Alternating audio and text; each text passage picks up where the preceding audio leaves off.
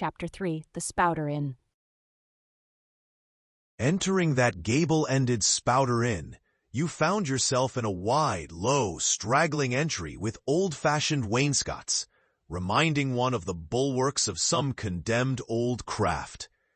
On one side hung a very large oil painting so thoroughly besmoked and every way defaced that in the unequal crosslights by which you viewed it, it was only by diligent study and a series of systematic visits to it and careful inquiry of the neighbors that you could anyway arrive at an understanding of its purpose. Such unaccountable masses of shades and shadows that at first you almost thought some ambitious young artist in the time of the New England hags had endeavored to delineate chaos bewitched.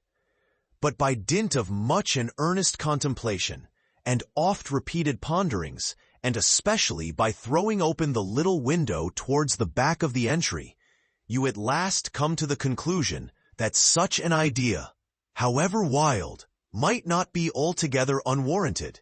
But what most puzzled and confounded you was a long, limber, portentous, black mass of something hovering in the center of the picture over three blue, dim, perpendicular lines, floating in a nameless yeast.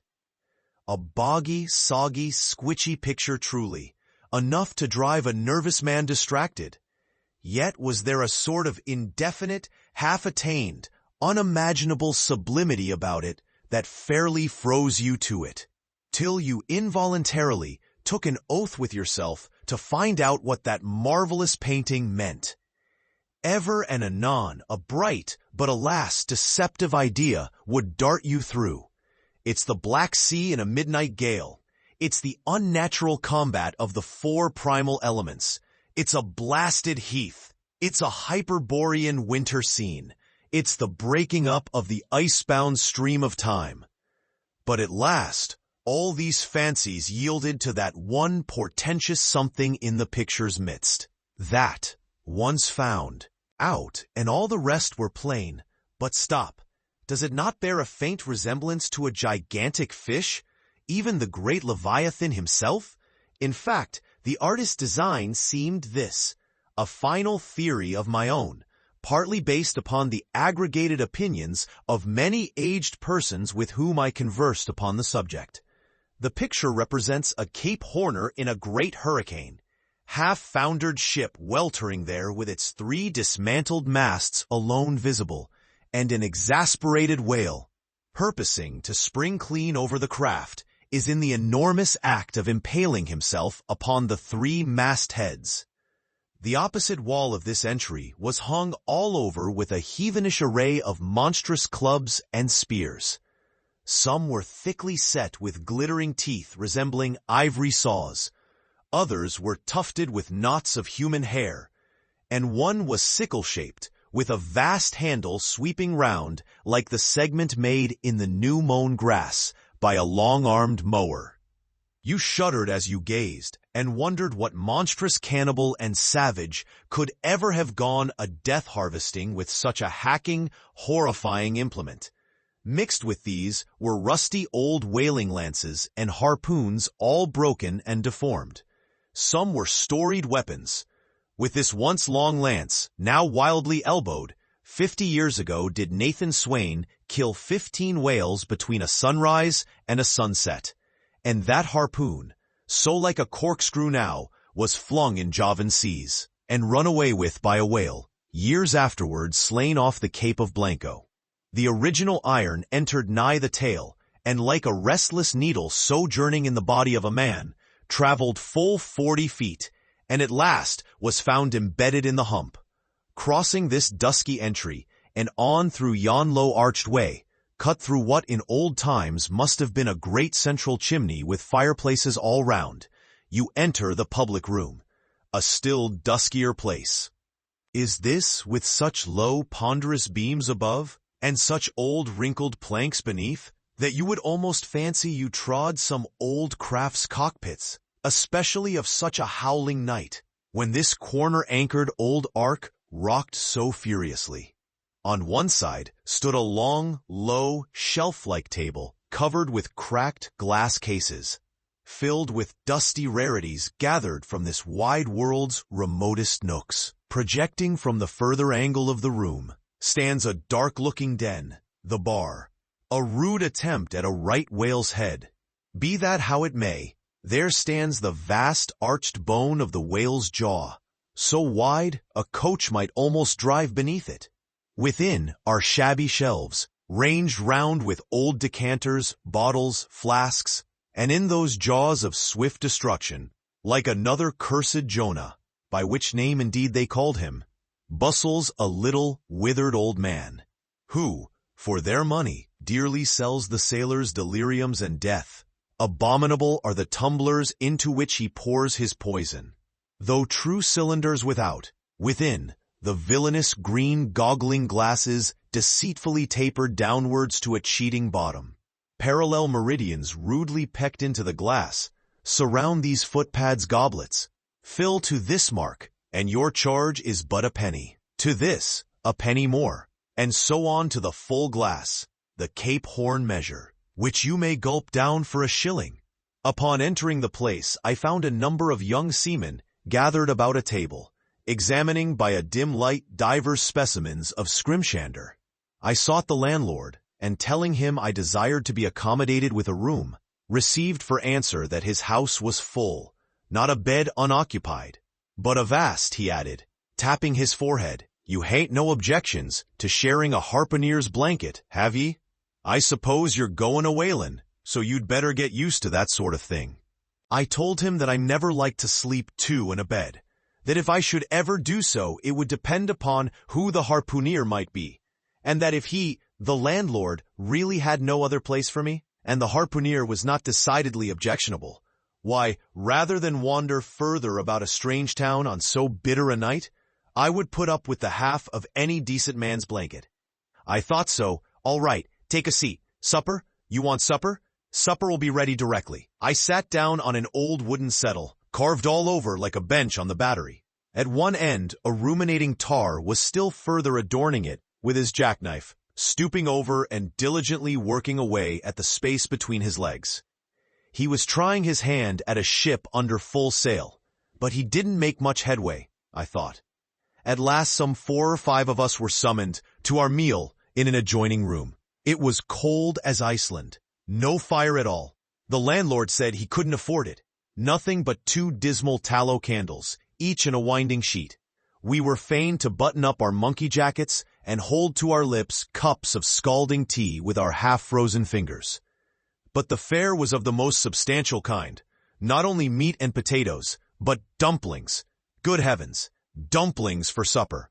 One young fellow in a green box coat addressed himself to these dumplings in a most direful manner. My boy, said the landlord, you'll have the nightmare to a dead certainty. Landlord, I whispered, that ain't the harpooner, is it? Oh no, said he, looking a sort of diabolically funny. The harpooner is a dark-complexioned chap. He never eats dumplings, he don't. He eats nothing but steaks, and he likes 'em rare. The devil he does, says I. Where's that harpooner? Is he here? He'll be here afore long, was the answer. I could not help it, but I began to feel suspicious of this dark-complexioned harpooner. At any rate, I made up my mind that if it so turned out that we should sleep together, he must undress and get into bed before I did. Supper over, the company went back to the bar-room, when, knowing not what else to do with myself, I resolved to spend the rest of the evening as a looker-on. Presently a rioting noise was heard without. Starting up, the landlord cried, That's the Grampus's crew. I seed her reported in the offing this morning. A 3 years' voyage and a full ship. Hurrah, boys! Now we'll have the latest news from the Fijis. A tramping of sea boots was heard in the entry. The door was flung open, and in rolled a wild set of mariners enough, enveloped in their shaggy watch coats, and with their heads muffled in woolen comforters, all bedarned and ragged, and their beards stiff with icicles. They seemed an eruption of bears from Labrador. They had just landed from their boat, and this was the first house they entered. No wonder, then, that they made a straight wake for the whale's mouth, the bar, when the wrinkled little old Jonah, there officiating, soon poured them out brimmers all round.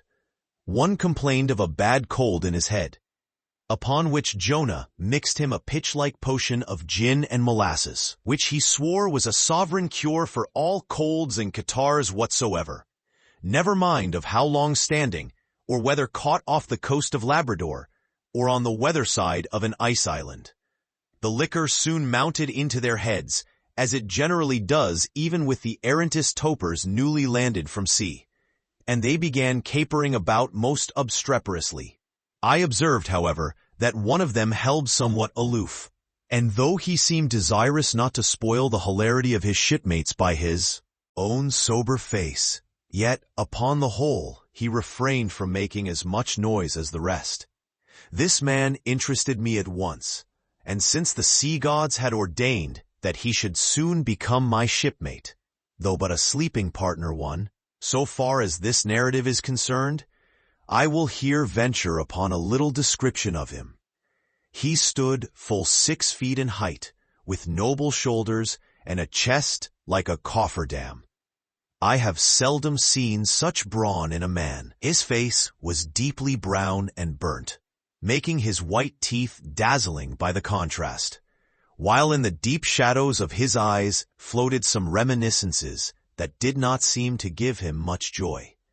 His voice at once announced that he was a Southerner, and from his fine stature, I thought he must be one of those tall mountaineers from the Alleghanian Ridge in Virginia. When the revelry of his companions had mounted to its height, this man slipped away unobserved, and I saw no more of him till he became my comrade on the sea. In a few minutes, however, he was missed by his shipmates, and being, it seems, for some reason a huge favorite with them, they raised a cry of "Bulkington! Bulkington! Where's Bulkington?" and darted out of the house in pursuit of him. It was now about 9 o'clock, and the room seeming almost supernaturally quiet after these orgies. I began to congratulate myself upon a little plan that had occurred to me just previous to the entrance of the seamen. No man prefers to sleep two in a bed. In fact, you would a good deal rather not sleep with your own brother. I don't know how it is, but people like to be private when they are sleeping. And when it comes to sleeping with an unknown stranger, in a strange inn, in a strange town, and that stranger a harpooner, then your objections indefinitely multiply. Nor was there any earthly reason why I, as a sailor, should sleep two in a bed more than anybody else, for sailors no more sleep two in a bed at sea than bachelor kings do ashore. To be sure, they all sleep together in one apartment, but you have your own hammock, and cover yourself with your own blanket, and sleep in your own skin. The more I pondered over this harpooner, the more I abominated the thought of sleeping with him. It was fair to presume that being a harpooner, his linen or woolen, as the case might be, would not be of the tidiest, certainly none of the finest. I began to twitch all over. Besides, it was getting late, and my decent harpooner ought to be home and going bedwards. Suppose now he should tumble in upon me at midnight. How could I tell from what vile hole he had been coming? Landlord, I've changed my mind about that harpooner. I shan't sleep with him. I'll try the bench here. Just as you please. I'm sorry I can't spare you a tablecloth for a mattress, and it's a plaguey rough board here, feeling of the knots and notches. But wait a bit, Scrimshander. I've got a carpenter's plane there in the bar. Wait, I say, and I'll make ye snug enough. So saying, he procured the plane, and with his old silk handkerchief first dusting the bench, vigorously set to planing away at my bed, the while grinning like an ape. The shavings flew right and left, till at last the plane iron came bump against an indestructible knot. The landlord was near spraining his wrist, and I told him for heaven's sake to quit. The bed was soft enough to suit me, and I did not know how all the planing in the world could make eider down of a pine plank. So gathering up the shavings with another grin, and throwing them into the great stove in the middle of the room, he went about his business, and left me in a brown study. I now took the measure of the bench, and found that it was 1 foot 2, short, but that could be mended with a chair. But it was 1 foot 2 narrow, and the other bench in the room was about 4 inches higher than the planed one, so there was no yoking them. I then placed the first bench lengthwise along the only clear space against the wall, leaving a little interval between for my back to settle down in.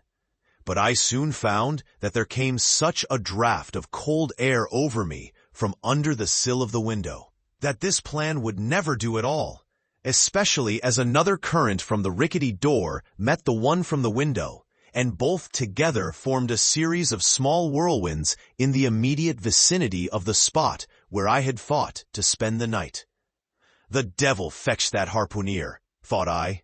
But stop, couldn't I steal a march on him, bolt his door inside, and jump into his bed, not to be wakened by the most violent knockings? It seemed no bad idea, but upon second thoughts I dismissed it. For who could tell but what the next morning, so soon as I popped out of the room, the harpooneer might be standing in the entry, all ready to knock me down. Still, looking round me again, and seeing no possible chance of spending a sufferable night unless in some other person's bed, I began to think that after all I might be cherishing unwarrantable prejudices against this unknown harpooneer. Thinks I, I'll wait a while. He must be dropping in before long. I'll have a good look at him then, and perhaps we may become jolly good bedfellows after all. There's no telling. But though the other boarders kept coming in by 1s, 2s, and 3s, and going to bed, yet no sign of my harpooneer. "Landlord," said I, "what sort of a chap is he? Does he always keep such late hours?" It was now hard upon 12 o'clock. The landlord chuckled again with his lean chuckle, and seemed to be mightily tickled at something beyond my comprehension. "No," he answered. "Generally, he's an early bird, early to bed and early to rise. Yes, he's the bird what catches the worm. But tonight he went out a-peddling, you see, and I don't see what on earth keeps him so late, unless, maybe, he can't sell his head." "Can't sell his head? What sort of a bamboozingly story is this you are telling me?" Getting into a towering rage. "Do you pretend to say, landlord, that this harpooneer is actually engaged this blessed Saturday night, or rather Sunday morning, in peddling his head around this town?" "That's precisely it," said the landlord. "And I told him he couldn't sell it here. The market's overstocked." "With what?" shouted I. "With heads, to be sure. Ain't there too many heads in the world?" "I tell you what it is, landlord," said I quite calmly. "You'd better stop spinning that yarn to me. I'm not green." "Maybe not," taking out a stick and whittling a toothpick. "But I rather guess you'll be done brown if that air harpooneer hears you a-slanderin' his head. I'll break it for him," said I, now flying into a passion again at this unaccountable farrago of the landlord's. "It's broke already," said he. "Broke," said I. "Broke, do you mean?" "Sartain, and that's the very reason he can't sell it, I guess." "Landlord," said I, going up to him as cool as Mount Hecla in a snowstorm. "Landlord, stop whittling. You and I must understand one another, and that too without delay. I come to your house and want a bed. You tell me you can only give me half a one, that the other half belongs to a certain harpooneer. And about this harpooneer, whom I have not yet seen, you persist in telling me the most mystifying and exasperating stories, tending to beget in me an uncomfortable feeling towards the man whom you design for my bedfellow, a sort of connection, landlord, which is an intimate and confidential one in the highest degree. I now demand of you to speak out and tell me who and what this harpooneer is, and whether I shall be in all respects safe to spend the night with him. And in the first place, you will be so good as to unsay that story about selling his head, which, if true, I take to be good evidence that this harpooneer is stark mad, and I've no idea of sleeping with a madman. And you, sir, I mean landlord, you, sir, by trying to induce me to do so knowingly, would thereby render yourself liable to a criminal prosecution."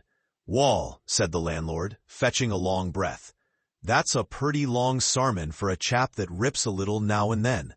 But be easy, this here harpooneer I've been tellin' you of has just arrived from the South Seas. where he bought up a lot of balmed New Zealand heads, great curios, you know, and he sold all on 'em but one, and that one he's trying to sell tonight, 'cause tomorrow's Sunday, and it would not do to be selling human heads about the streets when folks is going to churches. He wanted to, last Sunday, but I stopped him just as he was going out of the door with 4 heads strung on a string, for all the earth like a string of onions. This account cleared up the otherwise unaccountable mystery, and showed that the landlord, after all, had had no idea of fooling me. But at the same time, what could I think of a harpooner who stayed out of a Saturday night, clean into the holy Sabbath, engaged in such a cannibal business as selling the heads of dead idolaters? Depend upon it, landlord, that harpooner is a dangerous man. He pays regular, was the rejoinder. But come, it's getting dreadful late. You had better be turning flukes. It's a nice bed. Sal and me slept in that air bed the night we were spliced. There's plenty of room for 2 to kick about in that bed. It's an almighty big bed that. Why, afore we give it up, Sal used to put our Sam and little Johnny in the foot of it. But I got a dreaming and sprawling about one night, and somehow Sam got pitched on the floor and came near breaking his arm. Arter that, Sal said it wouldn't do. Come along here, I'll give ye a glim, in a jiffy. And so saying, he lighted a candle and held it towards me, offering to lead the way. But I stood irresolute. When looking at a clock in the corner, he exclaimed, it's Sunday. You won't see that harpooner tonight. He's come to anchor somewhere. Come along then. Do come. Won't you come? I considered the matter a moment, and then upstairs we went, and I was ushered into a small room, cold as a clam, and furnished, sure enough, with a prodigious bed, almost big enough, indeed, for any 4 harpooneers to sleep abreast. There, said the landlord, placing the candle on a crazy old sea chest that did double duty as a washstand and center table. There, make yourself comfortable now, and good night to ye. I turned round from eyeing the bed, but he had disappeared. Folding back the counterpane, I stooped over the bed. Though none of the most elegant, it yet stood the scrutiny tolerably well. I then glanced round the room, and besides the bedstead and center table, could see no other furniture belonging to the place, but a rude shelf, the 4 walls, and a papered fireboard representing a man striking a whale. Of things not properly belonging to the room, there was a hammock lashed up, and thrown upon the floor in one corner. Also a large seaman's bag, containing the harpooner's wardrobe, no doubt in lieu of a land trunk. Likewise, there was a parcel of outlandish bone, fishhooks on the shelf over the fireplace, and a tall harpoon standing at the head of the bed. But what is this on the chest? I took it up, and held it close to the light, and felt it, and smelt it, and tried every way possible to arrive at some satisfactory conclusion concerning it. I can compare it to nothing but a large doormat, ornamented at the edges with little tinkling tags, something like the stained porcupine quills round an Indian moccasin. There was a hole or slit in the middle of this mat, as you see the same in South American ponchos. But could it be possible that any sober harpooner would get into a doormat and parade the streets of any Christian town in that sort of guise? I put it on to try it, and it weighed me down like a hamper, being uncommonly shaggy and thick, and I thought a little damp, as though this mysterious harpooner had been wearing it of a rainy day. I went up in it to a bit of glass stuck against the wall, and I never saw such a sight in my life. I tore myself out of it in such a hurry that I gave myself a kink in the neck. I sat down on the side of the bed and commenced thinking about this head-peddling harpooner and his doormat. After thinking some time on the bedside, I got up and took off my monkey jacket, and then stood in the middle of the room thinking.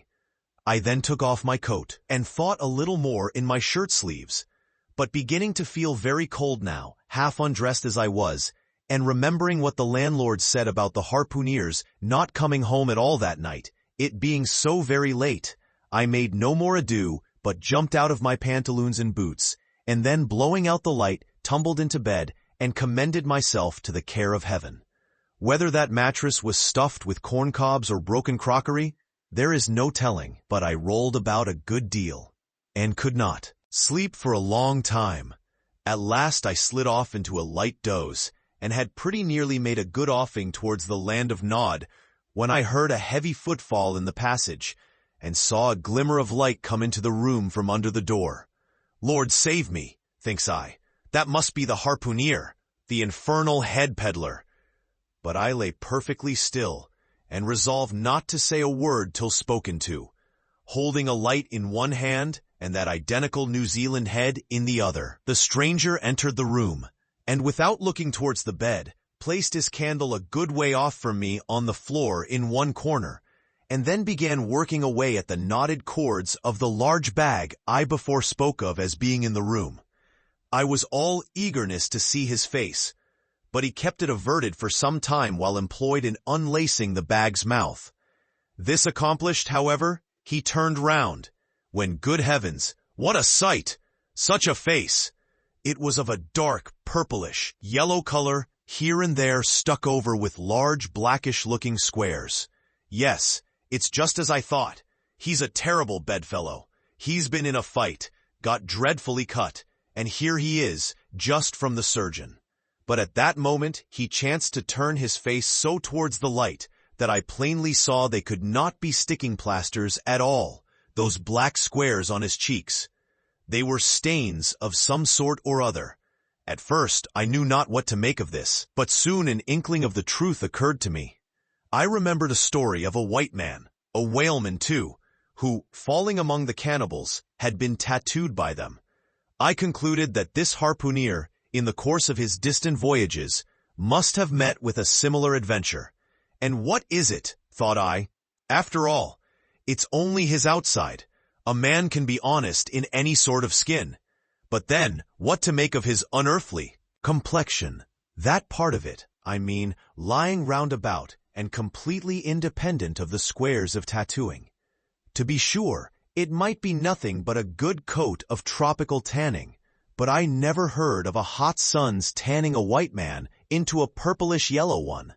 However, I had never been in the South Seas, and perhaps the sun there produced these extraordinary effects upon the skin. Now, while all these ideas were passing through me like lightning, this harpooneer never noticed me at all. But after some difficulty, having opened his bag, he commenced fumbling in it, and presently pulled out a sort of tomahawk and a seal-skin wallet with the hair on. Placing these on the old chest in the middle of the room, he then took the New Zealand head, a ghastly thing enough, and crammed it down into the bag. He now took off his hat, a new beaver hat, when I came nigh singing out with fresh surprise. There was no hair on his head, none to speak of at least, nothing but a small scalp knot twisted up on his forehead. His bald purplish head now looked for all the world like a mildewed skull. Had not the stranger stood between me and the door, I would have bolted out of it quicker than ever I bolted a dinner. Even as it was, I thought something of slipping out of the window, but it was the second floor back. I am no coward, but what to make of this head-peddling purple rascal altogether past my comprehension. Ignorance is the parent of fear, and being completely nonplussed and confounded about the stranger, I confess I was now as much afraid of him as if it was the devil himself who had thus broken into my room at the dead of night. In fact, I was so afraid of him that I was not game enough just then to address him and demand a satisfactory answer concerning what seemed inexplicable in him. Meanwhile, he continued the business of undressing, and at last showed his chest and arms. As I live, these covered parts of him were checkered with the same squares as his face. His back, too, was all over the same dark squares. He seemed to have been in a 30 years' war, and just escaped from it with a sticking plaster shirt. Still more, his very legs were marked, as if a parcel of dark green frogs were running up the trunks of young palms. It was now quite plain that he must be some abominable savage or other, shipped aboard of a whaleman in the South Seas, and so landed in this Christian country. I quaked to think of it. A peddler of heads too, perhaps the heads of his own brothers. He might take a fancy to mine. Heavens, look at that tomahawk. But there was no time for shuddering. For now the savage went about something that completely fascinated my attention and convinced me that he must indeed be a heathen. Going to his heavy grego, or rapal, or dreadnought, which he had previously hung on a chair, he fumbled in the pockets and produced at length a curious little deformed image with a hunch on its back, and exactly the color of a 3-days-old Congo baby. Remembering the embalmed head, at first I almost thought that this black mannequin was a real baby preserved in some similar manner. But seeing that it was not at all limber, and that it glistened a good deal like polished ebony, I concluded that it must be nothing but a wooden idol, which indeed it proved to be. For now the savage goes up to the empty fireplace, and removing the papered fireboard, sets up this little hunchbacked image, like a 10-pin, between the andirons. The chimney jambs and all the bricks inside were very sooty, so that I thought this fireplace made a very appropriate little shrine or chapel for his Congo idol. I now screwed my eyes hard towards the half-hidden image, feeling but ill at ease meantime, to see what was next to follow. First he takes about a double handful of shavings out of his grego pocket and places them carefully before the idol, then laying a bit of ship biscuit on top and applying the flame from the lamp, he kindled the shavings into a sacrificial blaze. Presently, after many hasty snatches into the fire, and still hastier withdrawals of his fingers, whereby he seemed to be scorching them badly, he at last succeeded in drawing out the biscuit.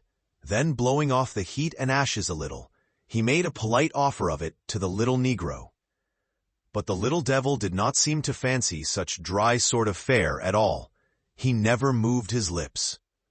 All these strange antics were accompanied by still stranger guttural noises from the devotee, who seemed to be praying in a sing-song or else singing some pagan psalmody or other, during which his face twitched about in the most unnatural manner. At last, extinguishing the fire, he took the idol up very unceremoniously and bagged it again in his grego pocket as carelessly as if he were a sportsman bagging a dead woodcock. All these queer proceedings increased my uncomfortableness, and seeing him now exhibiting strong symptoms of concluding his business operations and jumping into bed with me, I thought it was high time, now or never, before the light was put out, to break the spell in which I had so long been bound. But the interval I spent in deliberating what to say was a fatal one. Taking up his tomahawk from the table, he examined the head of it for an instant, and then holding it to the light, with his mouth at the handle, he puffed out great clouds of tobacco smoke. The next moment, the light was extinguished, and this wild cannibal, tomahawk between his teeth, sprang into bed with me. I sang out. I could not help it. Now, and giving a sudden grunt of astonishment, he began feeling me, stammering out something, I knew not what. I rolled away from him against the wall, and then conjured him, whoever or whatever he might be, to keep quiet, and let me get up and light the lamp again. But his guttural responses satisfied me at once that he but ill comprehended my meaning. Hui debel you, he at last said. You no speaky, damn me. I killee. And so saying, the lighted tomahawk began flourishing about me in the dark. Landlord, for God's sake, Peter Coffin, shouted I. Landlord, watch, coffin, angel, save me. Speaky, tellee me who he be, or damn me, I killee, again growled the cannibal, while his horrid flourishings of the tomahawk scattered the hot tobacco ashes about me till I thought my linen would get on fire. But thank heaven, at that moment the landlord came into the room, light in hand. And leaping from the bed, I ran up to him. Don't be afraid now, said he, grinning again. Queequeg here wouldn't harm a hair of your head. Stop your grinning, shouted I, and why didn't you tell me that that infernal harpooneer was a cannibal? I thought ye knowed it. Didn't I tell ye he was a peddlin' heads around town? But turn flukes again and go to sleep. Queequeg, look here. You sabby me? I sabby. You this man sleep you, sabby? Me sabby plenty, grunted Queequeg, puffing away at his pipe and sitting up in bed. You getty in, he added, motioning to me with his tomahawk and throwing the clothes to one side. He really did this in not only a civil, but a really kind and charitable way. I stood looking at him a moment. For all his tattooings, he was on the whole a clean, comely-looking cannibal. What's all this fuss I have been making about? Thought I to myself. The man's a human being just as I am. He has just as much reason to fear me as I have to be afraid of him. Better sleep with a sober cannibal than a drunken Christian. Landlord, said I, tell him to stash his tomahawk there or pipe or whatever you call it. Tell him to stop smoking, in short, and I will turn in with him. But I don't fancy having a man smoking in bed with me. It's dangerous. Besides, I ain't insured. This being told to Queequeg, he at once complied, and again politely motioned me to get into bed, rolling over to one side as much as to say, I won't touch a leg of ye. Good night, landlord, said I. You may go. I turned in, and never slept better in my life.